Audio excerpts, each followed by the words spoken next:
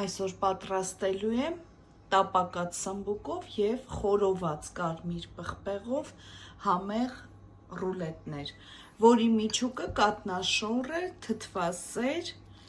սամիտ կանաչիներից աղ, սև պղպեղ և սխտոր։ Լավ խառնելու ենք և փաթաթենք մեր գեղեցիկ ռուլետները։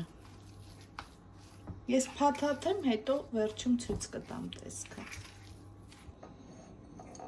Փաթաթեցի, տեսեք ինչքան գեղեցիկ է ստացվել։ Վրայից էլ ընկույզով կզարդարենք մանրացրած։